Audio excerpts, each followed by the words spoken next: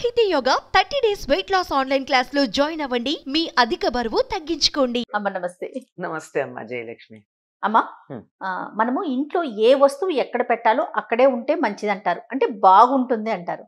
అది వంటింటికి సంబంధించి వస్తువుల విషయంలో ఏమైనా జాగ్రత్తలు తీసుకోవాలా? ఏ వస్తువు అక్కడే పెట్టాలి, అలాంటి నియమం ఏమైనా ఉందమ్మా? అమ్మ మనకి ఆంగ్లంలో ఒక మాట ఉందమ్మా, a misplaced article is a missed article అని. అంతే, మిస్డ్ ఆర్టికలే. అది ముఖ్యంగా లైబ్రరీలో పెడతారు. అది a misplaced book is missing book అని. మిస్సింగ్ బుక్ అంటే ఎక్కడ వెతుక్కోవాలో తెలియదు కదా. అవునవును. ఇప్పుడు ఏదో ఫలానా రచయిత పుస్తకాలన్నీ ఇక్కడ పెట్టారు ఆల్ఫబెటికల్ ఆర్డర్లో. అందులో ఎవరో తనకు పుస్తకం కావాలి, మళ్ళీ నా దగ్గర కార్డు లేదు, నెక్స్ట్ టైం వచ్చినప్పుడు తీసుకుంటానని ఇంకో ర్యాక్లో పెడతాడు. అతడికి తెలియదు, ఎందుకంటే ఇతడు మళ్ళీ వచ్చే లోపల ఎంతమందో ఎన్నో చదువుతారు. అది అక్కడ ఉండదు. మళ్ళీ ఎప్పుడో ఆడిట్ లాంటివి జరిగితే తప్ప ఆ పుస్తకం బయటపడదు. అప్పటిదాకా అది మిస్డ్. అంతే. అట్లా అది మీరు అన్నట్టు ఇల్లు మొత్తానికి కూడా వర్తించే మాటే. ఇంకా వంటిల్లు అంటారా, నిరంతరం పనిచేసే చోటు కదా అది. ఇంట్లో బెడ్రూమ్లో రాత్రికి వెళ్తాం, పగలేదో 1-2 సార్లు పెడతాం. అంతేగాని వంటింట్లో అయితే తెల్లారుదామున ఎన్నింటికి లేస్తే అంటే 4ంటికి లేస్తే 4ంటికి, 7ంటికి లేస్తే 7ంటికి, అక్కడి నుంచి మళ్ళీ పడుకునేదాకా వరుసగా జరుగుతూనే ఉంటుంది కదా. అందువల్ల అక్కడి వస్తువులు ఒక క్రమంలో పెట్టుకుంటే పని తేలిగ్గా అవుతుంది. ఇది మామూలుగా చెప్పేటటువంటి మాట. ఇది అన్ని చోట వర్తించే మాటే. అయితే వంటింట్లో మనకు ఒక పద్ధతి ప్రకారం ఏం చెప్తారంటే, వంటింట్లో మనం చేసేటటువంటి ప్రధానమైన కార్యక్రమం ఏమిటి? వంట. వంట దేని మీద చేస్తాం? పొయ్యి మీద చేస్తాం, స్టవ్ మీద. కనుక స్టవ్ అంటే మంట ఉంటుంది కనుక ఆగ్నేయంలో స్టవ్ ఉండడం మంచిది. అగ్ని స్థానంలో అగ్ని ఉంటే ఇంట్లో అందరి జఠరాగ్ని అంటే ఆకలి చక్కగా ఉంటుంది, సవ్యంగా ఉంటుంది అని అసలు ఆగ్నేయంలో పూర్వకాలం వంటగది కట్టేవారు. ఇప్పుడు మనకున్న పరిస్థితుల్లో ఆగ్నేయంలో వంటగది కట్టేయటానికి వీలవచ్చు, కాకపోవచ్చు. అమ్మ ఇది నేను చెప్తున్నాను, నాకు వాస్తు తెలుసని కాదు, ఇది ఒక మొండిగా అందరూ చెప్పేటటువంటి మాట కనుక చెప్తున్నాను. అయితే అనుభవం కదా. అంతే, అంటే పెద్దలు చెప్పే మాట వింటాం అంతే కదా, అంతకన్నా ఇంకేం లేదు. అయితే మనకి ఆగ్నేయంలో లేదు వంటగది, మరి ఏం చెయ్యాలి? ఏం చేయాలంటే మనకున్న వంటగదిలో ఆగ్నేయం పక్కన పెట్టుకోవాలి. అప్పుడు మీరు గమనించవచ్చు కూడాను, అప్పుడు వంట చాలా సులభంగా అవుతోంది, తేడాగా ఉంది అనేది కూడా గమనించారు కొంతమంది, తెలుస్తోంది. అక్కడ పెట్టుకుని అందుబాటులో ఉండేటట్టుగా వస్తువులన్నీ పెట్టుకోవడం అన్నది సుఖం. మనం ఎలా పెట్టుకోవాలని చెప్పారంటే, ఎవరు ఏ వస్తువు ఎక్కువ వాడతారో అది ఇలా చెయ్యెత్తగానే అందేటట్టు ఉండాలి, అది లెక్క.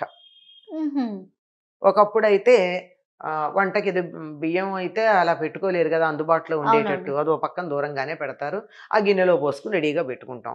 బియ్యం కాదు, పప్పు కూడా కాదు, అవన్నీ దూరం. మిగిలినవి ఏమిటి? నిమిషం ఇలా చేతులు ఎత్తి అందుకుని వేసుకునేటటువంటివి ఏమి ఉంటాయి? తిరగమోత సామాను, కారం, పసుపు, ఉప్పు ప్రధానం. కారం వేయకపోయినా ఉప్పు వేస్తాం. ఉప్పు, కారం, చింతపండు, బెల్లం ఈ క్రమంలో పెట్టుకోవడం సరైన పద్ధతి అని చెప్పి ఒక ఆధ్యాత్మిక గురువు చెప్పిన మాట. వంటింట్లో ఈ రకంగా పెట్టి చూడండి ఎంత బాగుంటుందో అని చెప్పాడు ఆయన. నేను ఆశ్చర్యపోయాను, ఇలా పెడితే దీనికి రీజన్ ఏమైనా ఉంటుందా అని సరదాగా పెట్టా. ఏముంది, ఇటు నుంచి అటు పెట్టేది, ఇటు అటు మార్చినప్పుడు నాకు చాలా కంఫర్టబుల్గా అనిపించింది.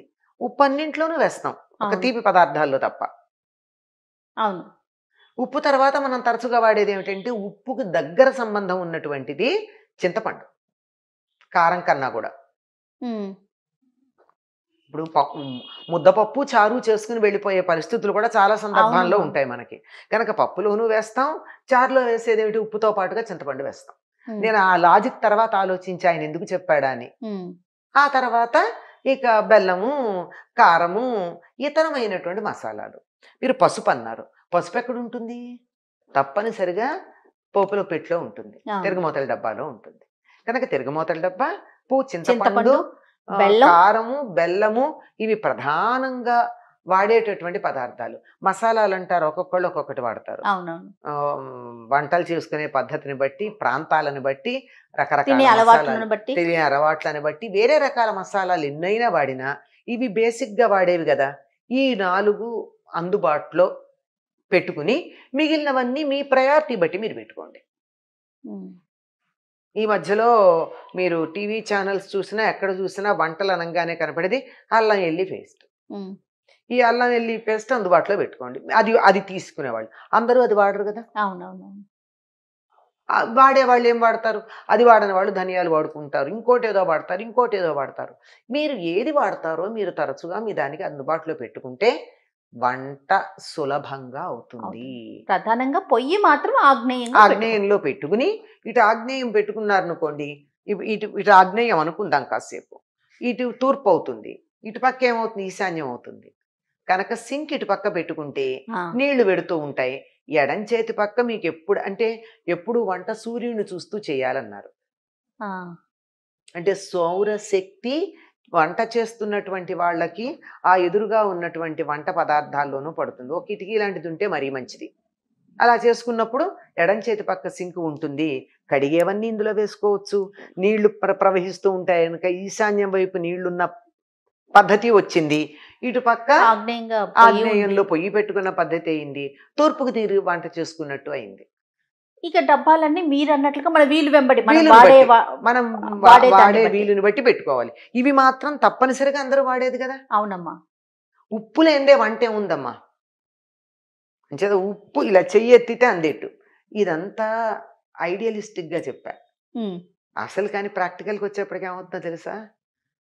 పంచదార, కాఫీ పొడి, టీ పొడి ఇవి చెయ్యి ఇలా పడితే అందేటట్టు పెట్టుకుంటున్నాం ఈ రోజుల్లో. అవునమ్మా. పర్వాలేదు, అదైనా మీరు వాడుకునేది ఏది ముందు కావాలో అది పెట్టుకోండి. ఎందుకంటే అబ్బా ఎక్కడుంది టీ పౌడరు, ఎక్కడుంది కాఫీ పౌడర్ అని వెతుక్కోకుండా పాలు పొంగిపోతాయి కదా.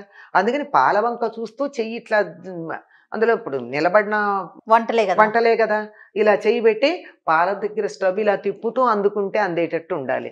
ఎడం వైపు పెడితే కొంచెం ఇబ్బంది, ఎందుకంటే మనం అన్ని కుడి చేత్తో అందుకుంటాం. అంటే ఎక్కడో కొద్దిమంది డెక్స్ట్రో ఉంటారు అనుకోండి, డెక్స్ట్రో ఉందేమో వాళ్ళని, ఎడం చేతి వాటం వాళ్ళు కొద్దిమంది ఉంటే ఉండొచ్చు. మన సాధారణంగా ఉండేది కుడి చెయ్యే గనక వాళ్ళు కూడా రాయడానికి వాటికి ఎడం చేయి వాడినా చాలా వాటికి కుడే వాడతారు. కనుక ఈ పదార్థాలన్నీ కుడి చేతి వైపు పెట్టుకుంటే సౌకర్యం ఉంటుంది. ఎడం చేతి పక్క సింక్ ఉందనుకోండి, తప్పమని ఇలా నీళ్లు తిప్పి ఈ కుడి చేత్తో నీళ్లు పట్టుకోవాలన్నా ఎడం చేత్తో తిప్పడానికి, ఆఫ్ చేయడానికి, కడుక్కోవడానికి వాటికి ఉంటుంది. ఇది సౌకర్యం. మనకి వాస్తు ప్రకారం చెప్పింది ఏమిటంటే, భూమి నుండి వచ్చేటటువంటి, ప్రకృతి నుండి వచ్చేటటువంటి శక్తిని కూడా మనం గ్రహించటం కోసం పెట్టింది వాస్తులో కొన్ని భాగాలు. ప్రకృతిలోంచి కూడా మనం శక్తిని గ్రహించుకోవడానికి, దాంతో రిలేట్ అయ్యి ఉంటే తొందరగా గ్రహించగలుగుతాం, హార్మోనియస్ గా ఉంటే. అందుకని తూర్పు వైపుకి తిరిగి వంట చేస్తే సౌరశక్తి మనలో ప్రవేశించి చక్కగా ఉంటుంది అంట. ఇదంతా ఇంత బాగాను మనం పెట్టుకున్నాం, ఇదంతా భౌతికంగా కదా, భౌతికంగానేనమ్మా ఉంది. కొంతమందికి మా ఇండ్లు చూడండి, నా కిచెన్ చూడండి అని చూపిస్తూ ఉంటారు, చాలా బాగా అందంగా అరేంజ్ చేసుకుని. నాలాంటి వాళ్ళైతే వెళ్ళి చూసి వీళ్ళు వంట చేస్తారా లేదా షో పీస్ లో పెట్టారా అనుకుంటాం. అట్లా పెట్టుకుంటారు, బాగుంది. ఇంత బాగానే ఉండి పాచిమొహంతో వెళ్ళి వంట చేస్తారమ్మా.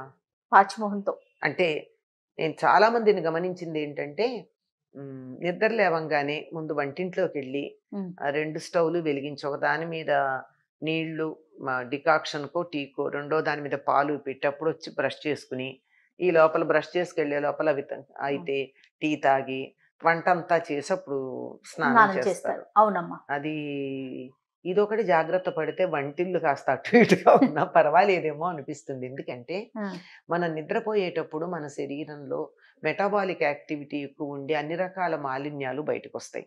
అందువల్లే కదా పళ్ళు దూముకుంటున్నాం, నోట్లోంచి వస్తున్నాయి. ఒక పళ్ళు దూముకునేటప్పుడే కదా కళ్ళు కడుక్కుంటున్నాం, పుసులు బయటకు వస్తున్నాయి. ఇవన్నీ వస్తాయి కదా.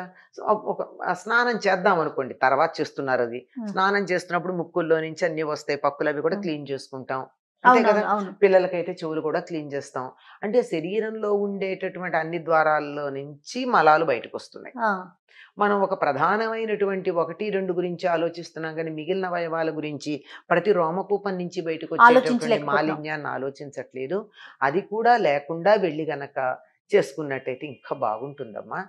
ఇది బయట సర్దుబాట్లు కాదు నేను చెప్పేది, ముందు మన మనస్సుకు సరిపోయినటువంటి ఆరోగ్యం రావడానికి సర్దుబాటుకు ఉండాల్సింది.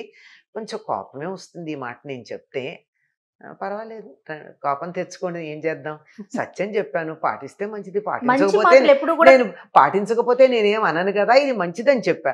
రేపు పొద్దున ఎప్పుడు నన్ను మీరు చెప్పలేదు అని ఎవరో అనకుండా ఉండడానికి చెప్పానంతే. మంచి మాటలు ఎప్పుడు కూడా కటువుగా అనిపిస్తాయమ్మా, కానీ తప్పదు కదా. అదే అదే రేపు చెప్పలేదు అని నన్ను అనకుండా, అందుకే. అంతే. పాటించడం మీ ఇష్టం, లేకపోతే లేదు. చాలా బాగా చెప్తారమ్మా మీరు మాత్రం. చెప్పేవన్నీ చెప్తారు, తర్వాత మీ ఇష్టం అని వదిలేస్తున్నారు మా అందరికి. మా కృష్ణుడు అంతటి వాడు అన్నాడు అర్జునుడికి అంతా అయ్యాక, ఆ, యథేచ్ఛసి తథాకురు అన్నాడు. నీకు ఇష్టం ఎట్లా అయితే అట్లా చేయమన్నాడు. మనం ఎంత ఇంకోళ్ళ మీద పెత్తనం చేయడానికి, మొత్తం భగవద్గీత అంతా చెప్పేసి అంతా చెప్పాక యథేచ్ఛసి తథాకురు అన్నాడు. మరి ఆయన అంతటి వాడు అలా చెప్పాక మనం నువ్వు ఇట్టాగే చేసి తీరాలి ఎందుకు చెప్తాం, చేస్తే మంచిది అని చెప్తాం. ఆ మంచి కావాలంటే చేసుకోవడం. చేసుకో, నీ ఇష్టం. నమస్తే. నమస్తే అమ్మా.